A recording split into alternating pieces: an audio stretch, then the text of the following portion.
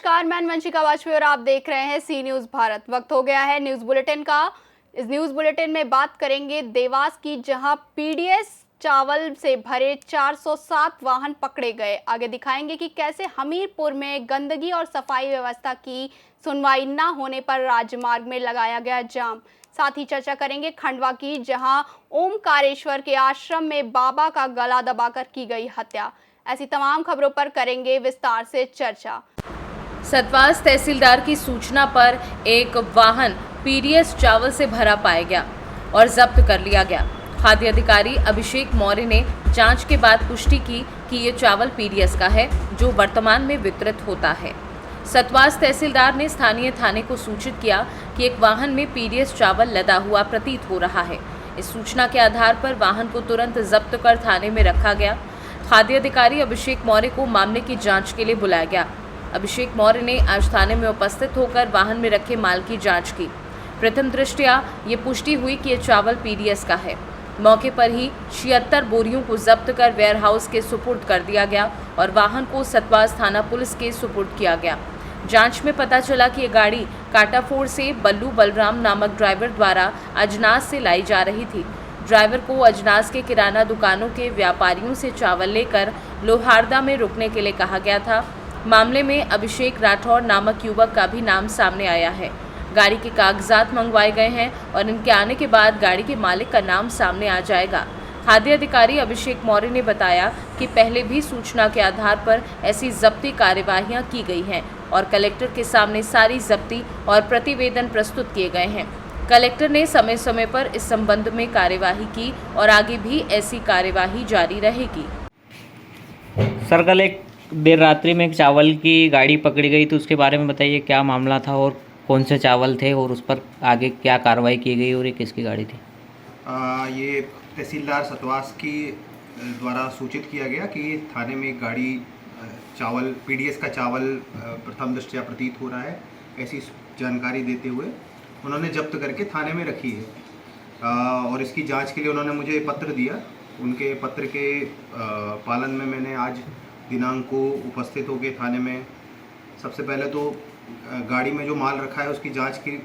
तो जांच में प्रथम दृष्टया तो प्रतीत हो रहा है कि ये फोर्टिफाइड चावल है, जो कि पीडीएस में ही वर्तमान में वितरित होता है और पीडीएस का होने के कारण इसको मैंने मौके से जब्त किया है गाड़ी के साथ में। और लगभग 76 बोरी आई हैं जिनको जब्त करके हमने वेयरहाउस के सुपुर्द करा है और गाड़ी हमने थाने पुलिस थाना जो सतवास है उनके सुपुर्द करेंगे। सर, ये गाड़ी कहाँ से और कहाँ जा रही थी सर? ये जो जांच में सामने आया है कि ये गाड़ी कांटाफोड़ से एक बल्लू बलराम करके जो ड्राइवर हैं वो लेके आ रहे थे और ये अजनास उनको जाने के लिए बोला गया था। अजनास की किराना दुकानों के व्यापारियों से चावल लेके और वापस लोहारदा के पास रुकने के लिए कहा था। इसमें किसी मालिक का नाम सामने आया सर? इसमें एक अभिषेक राठौर हैं जिनका नाम सामने आया है। अभी गाड़ी के डॉक्यूमेंट्स हमने मंगाए हैं। अभी गाड़ी के डॉक्यूमेंट्स जब आ जाएंगे तो उसमें कौन मालिक है गाड़ी का, अभी उसका नाम सामने नहीं आया है। कागज आने पे उनका नाम भी सामने आएगा। सर, लगातार खबरें ये भी सामने आ रही कि लोहारदा काटाफोड़ से पीडीएस चावल की परिवहन होता है। हाँ, सूचना ज़रूर प्राप्त हुई है और हमने पूर्व में भी ऐसी कार्रवाइयाँ की हैं जिसमें हमने ये सारी जब्ती और सुपुर्दगी की कार्रवाई करके प्रतिवेदन कलेक्टर साहब को प्रस्तुत किया है और कलेक्टर साहब ने इसमें समय समय पर कार्रवाई अर्थदंड जो अधिरोपित करने की कार्रवाई है वो की है और आगे भी ऐसी कार्रवाइयाँ चलती रहेंगी। देवास से सी न्यूज़ संवाददाता सोनू सिंगनाथ की रिपोर्ट। धूलिया जिले के साकरी तहसील की तरफ भारी बारिश होने की वजह से गरताड़ इलाके में पहाड़ी चोटियों पर भारी बारिश हुई, इसलिए साकरी तहसील में काब या सड़क में बांध में बड़ी आपदा आ सकती है। गरताड़ गांव के पास काब यखड़क बांध की मरम्मत के लिए 2 साल पहले 4 करोड़ 88 लाख रुपए मिले थे, फिर भी बांध की मरम्मत का कार्य क्यों नहीं कराया गया, ये सवाल अब ग्रामीण आदिवासी पूछ रहे हैं। पिछले 4-5 दिनों से लगातार बारिश होने से संतोषजनक बारिश हुई है और अगर काबयार खड़क बांध का बांध टूट गया तो इस क्षेत्र के खेत खलिहान बह जाने की आशंका है। स्थानीय नागरिकों ने जिला प्रशासन से इसकी जांच कराने की गुहार लगाई है। साकरी तहसील में पिछले 4-5 दिनों से रिमझिम बारिश हो रही है। बारिश से पहाड़ों की चोटियों पर होने वाली बारिश के कारण पहाड़ों से आने वाले पानी का बहाव काब यखडक बांध में जमा हो जाता है। लेकिन 2 साल पहले काब यखडक बांध में जलस्तर जहां था वहीं पर है। हर जगह का निर्माण और तटबंध पानी से टपकने लगता है। काब यखडक बांध के निचले हिस्से में छोटे बांध के नजदीक ही ग्रामीण आदिवासी खेती करते हैं। वहीं स्थानीय क्षेत्र के युवा कार्यकर्ताओं ने मांग की है कि यदि सरकार ने रुपए दिए हैं तो काम पूरा होना चाहिए। बरे काबऱ्या खडक डॅम सकाळी एक व्हिडिओ व्हायरल होत होता। आम्ही सध्याची परिस्थिती बघायला आलो तर इथं पाहिलं तर एकदम वाईट पोझिशन आहे।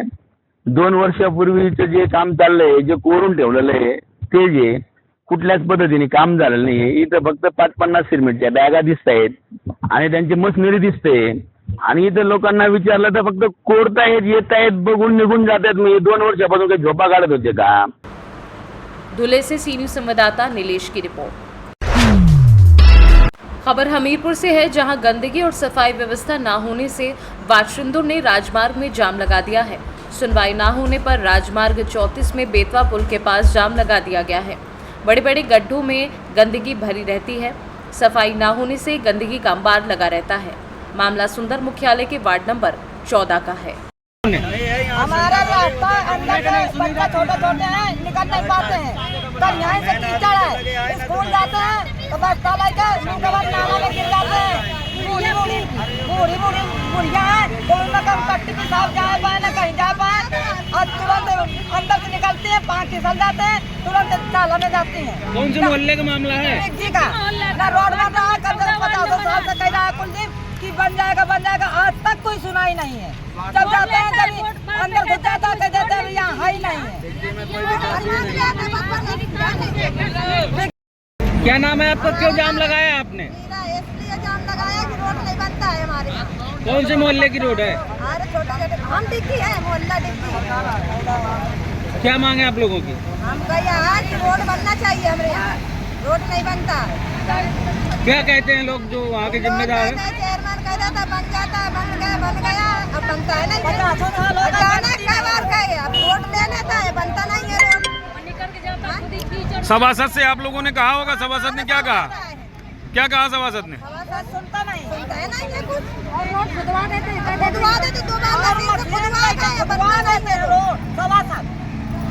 2 बार खुदवा। हमीरपुर से सी न्यूज संवाददाता ब्रजेश कुमार की रिपोर्ट। खबर मध्य प्रदेश के खंडवा से है, जहां ओंकारेश्वर में फौजी बाबा की उनके आश्रम में गला दबाकर हत्या हुई थी। हत्या करने वाले आरोपी को मांधाता पुलिस ने हिरासत में ले लिया है। वहीं ऑडियो चर्चा में भी घटना का खुलासा हुआ है। बता दें कि खंडवा पुलिस अधीक्षक मनोज राय ने घटना का खुलासा करते हुए क्या कुछ जानकारी साझा की है, आइए आपको सुनवाते हैं। जी बाबा नर्मदे है, नर्मदे गणेश कहाँ है? दुकान पे हूँ बाबा अभी तो। अच्छा, वो मैंने भेज दिए कपड़े। हाँ वो सुबह आके दे दिया उसने। हाँ तो अच्छा जी वो बाबा। तो चला गया है लड़का। चला गया? हाँ बहुत क्या समझ में नहीं आता क्या है क्या नहीं है। लड़का तो अच्छा दिख रहा था वो क्रोधी जीव ज्यादा है। अच्छा आकांक्षाएं भी उसकी बहुत बड़ी। आकांक्षाएं तो थी, वो तो देखा मैंने, थोड़ा सा ऐसे उसको देखा ना, वो तो समझ में तो आ रहा था। बाकी ऐसा बड़ा मतलब वैसा विशेष वो नहीं, बाकी वो आकांक्षाएं तो थी उसकी। वो अभी कहने लगा वो खाना खाया बंद करना है पानी वगैरह। हाँ जी। सुबह कल उसने जिक्र करा था तो वो था काय का जिक्र करा था वो कोई फोल्डिंग वो आती है टेबल। हाँ बोला वो फोल्डिंग टेबल लेनी है, बंद कर देना पढ़ने के लिए। अच्छा तो मुझे तभी खटक गई, मैं यार फोल्डिंग टेबल पढ़ने के लिए क्या पढ़ना तो वैसे भी पढ़ना है, पाठ करना है तो वैसे भी करना है। सही बात है, कोई जरूरी थोड़ी है कि इतना। तो जी बोला आज बोला मैं फोल्डिंग टेबल देख आऊं। अच्छा क्या करोगे तुम ये बताओ फोल्डिंग टेबल का? सही बात है ना वो। तो बोले वो पढ़ने में सहूलियत रहेगी, सामान भी रख लेंगे। मैंने कहा देखो पढ़ने वाले तो भैया वैसे भी पढ़ लेते हैं। बराबर वही बात तो है, पढ़ने वाले तो सब जैसी भी हो स्थिति में वैसी स्थिति में और पढ़ ले। भैया जो पढ़ने वाले हैं उनको सहूलियत ज्यादा नहीं चाहिए, बराबर इसको इसमें और जिनको सहूलियत ज्यादा मिलती है वो पढ़ नहीं पाते हैं। बराबर सही बात है। और मैंने कि तुम अगर वो फोल्डिंग टेबल लिया होगे जी तो भैया वो अगर आज आप यहाँ रह रहे हो, कल को किसी बिना में आप चले गए सही बात है ना, सही बात। तो वो मेरे लिए तो वो बेकार है। बराबर सही बात, आपने तो सही बोला ना वो। तो बोला कोई ज्यादा की नहीं मिलेगी, 1800 नहीं मिलेगी। 1800 भी आती है भैया कहीं से। और मैंने भी भैया मैं तो पेंशन पे आशिक हूँ। सही बात है वो, ये बात तो सत्य बात है। बोला वो आपने कहा था जब मैं आया था, मैंने कहा था पढ़ूंगा, तो आपने कहा था पढ़ लेना। तो बराबर मैंने कहा ठीक है भाई, आपने कहा था पढ़ने के लिए तो मैंने कह दिया पढ़ लो। सही बात है। अब ये थोड़ी है कि भाई तुम बोले मैं या तो पहले मैं अफसर बनना चाहता था, अब मेरी इच्छा है कि मैं धर्मगुरु बन जाऊं मिलिट्री में।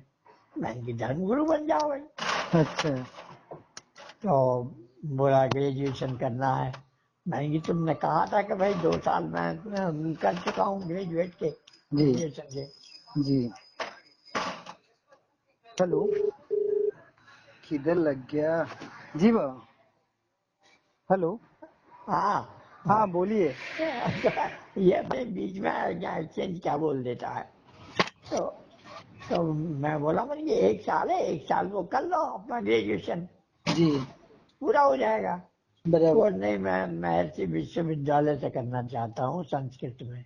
अच्छा तो मैंने कि भाई महर्षि विश्वविद्यालय से करना चाहते हो तो संस्कृत में करने अतिरिक्त सब्जेक्ट ले लो। संस्कृत का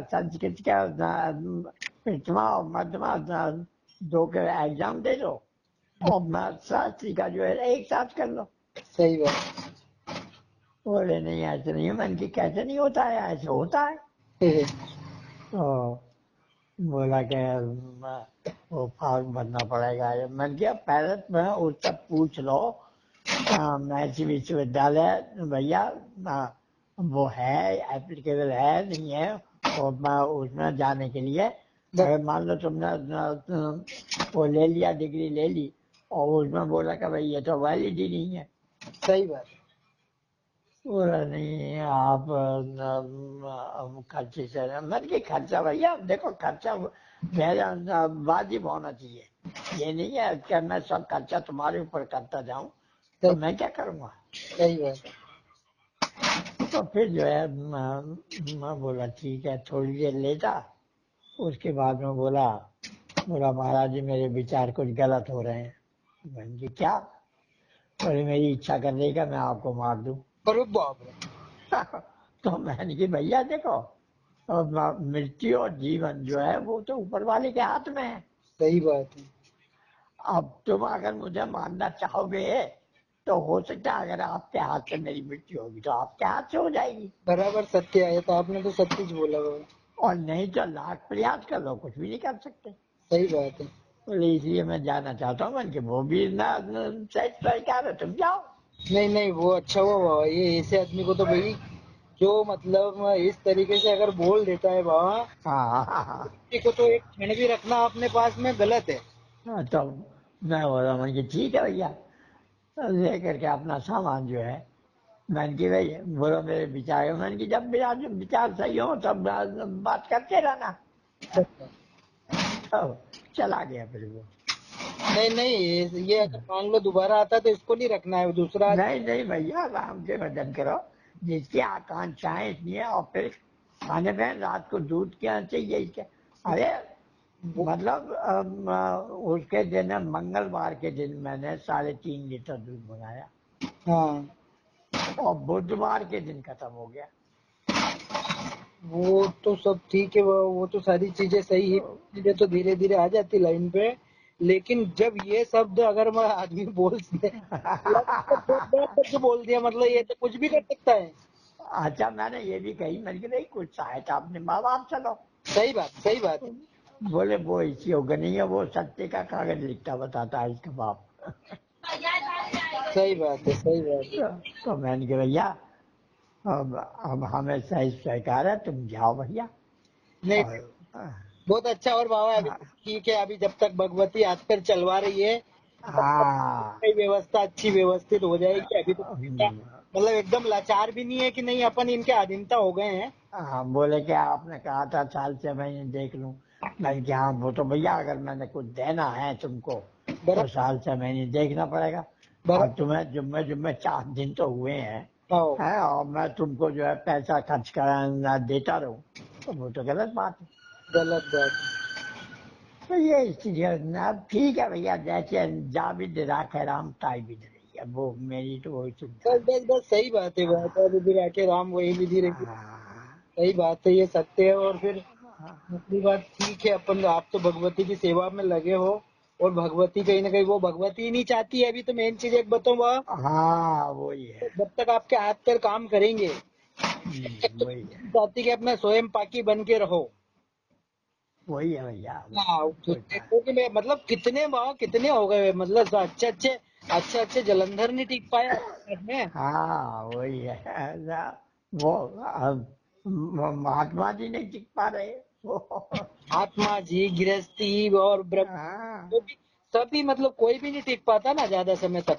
भैया ये यहाँ वजह है कीटाणु भजन के बहुत जबरदस्त। हाँ, वो क्या है, वो जब जो भजन कर सकता है और आपके बराबरी भजन, आपके मुकाबले भजन करे, वही आदमी वहाँ टिक सकता है। नहीं तो कोई नहीं, कोई ना राम के भजन भी नहीं। राम के भजन करे कोई नहीं टिक सकता वहाँ। टिकने ही नहीं देता ना। उनकी उनकी जो होती है ना, उनके जो सोच है सब बदल देती है। सही बात है। और फिर दूसरी बात, वो तो आप देखो ना कितने हो गए बाबा। अभी मेरे को देखते हुए ये मान के 5-7 लोग तो हो गए कम से कम।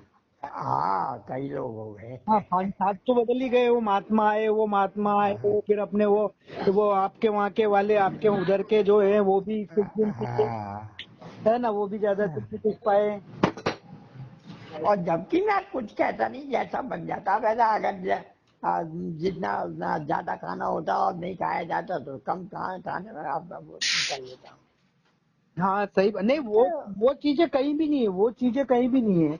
वो खाने पीने वाली बात नहीं है। वो समस्या तो सबसे बड़ी मेरे को तो वहाँ की ये लगती है कि वहाँ जो कीटाणु है आपकी तपस्या के, तो वो है ना बिल्कुल वो ये हेरे गेरे नत्थु टेरों को तो टिकने ही नहीं देते ना। 2-4-8 दिन बहुत गणेश 3 करोड़ की जाप जो है आसान खेलनी होती है। और फिर 2020 तक कंटिन्यू अगर बीमार भी पड़ा हूँ तो भजन जरूर हो रहा है मेरा। बस वही तो सबसे मेन चीज है। वही तो आपकी आप बीमार हो कि ताव हो कि बारिश हो कि छाव हो, कहीं भी हो, आपका जो रूटीन है वो रूटीन बहुत जबरदस्त है। बस सबसे मेन चीज तो वही है।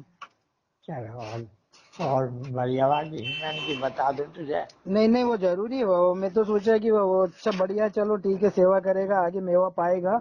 राम के भजन करो भैया। बाकी ठीक है। वो सही बात है। वो तो मैं समझ गया कि वो वहाँ पे है ना, कोई भी टिकना मतलब वो है आदमी बहुत जो सही होगा ना, सोच विचार वाला भजन वाला नहीं हो, बाकी उसकी सोच भी सही होनी चाहिए। नहीं भैया रात्रि को किसी को नहीं रोकूंगा। नहीं चाहे जिसको आप तो ये जैसे इस पे जिस तरीके से भरोसा करा ना, तो आपको ही अगर ऐसा मिलता है ना बाबा, तो पहले दिन का ही उसको रखना है ना। कोई भी हो, अगर नया कोई भी व्यक्ति, तो भैया दिन में आराम से आओ और शाम को निकल जा। उसके बाद में 2-4 दिन, महीने भर, महीना 2 महीना वापर के फिर लगे कि नहीं ये व्यक्ति ठीक है, तो भले उसको नवरात्रि रोक सकते हैं। क्योंकि देखो ना, इसने मतलब कितना बड़ा शब्द बोला मेरे को, तो वो आया कि मेरा मन करता है कि मैं आपको मार डालूं। मतलब ये कौन सी बात हुई? वही मैं भी बड़ा आश्चर्यचकित हुआ। मुझे याद है ऐसे शब्द बोलना। हाँ, ये तो बहुत मतलब ये कितना बड़ा मतलब। ये तो अगर बहुत अच्छा हुआ आप वहाँ पे मान लो पैसे वैसे ज्यादा नहीं रखते, नहीं तो ये तो हकीकत में कुछ करके चला जाता। हाँ, वो तो आप तो वो जो पैसा वैसा भी उतने समय में गुरु पूर्णिमा पे भी भगत जगत से सब दिलवाया, तो आपके पास में ज्यादा पैसे का उनको वो मामला दिखा नहीं, हाँ हाँ, न कभी आपके पास में 10-20-50 हजार रुपए कभी वहाँ पड़े रहते ना, इसकी नजर में आ जाते तो ये हो सकता था कि ये तो उल्टा कर जाता कुछ।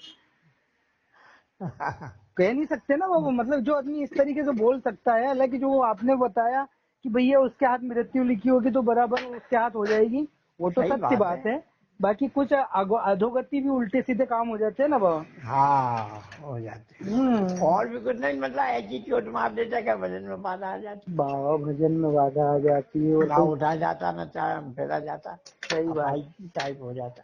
सही बात है ना, वही सारी चीजें तो वो अच्छा हुआ उसको आपने निकाल दिया, बढ़िया करा। नहीं भैया अब नहीं, अब मैंने कान पकड़ लिया कि कोई नहीं। नहीं नहीं, और अब वो तो हो भी तो अब दिन दिन का पहले उसको रखो, रात में बस कोई जरूरत नहीं रखने की।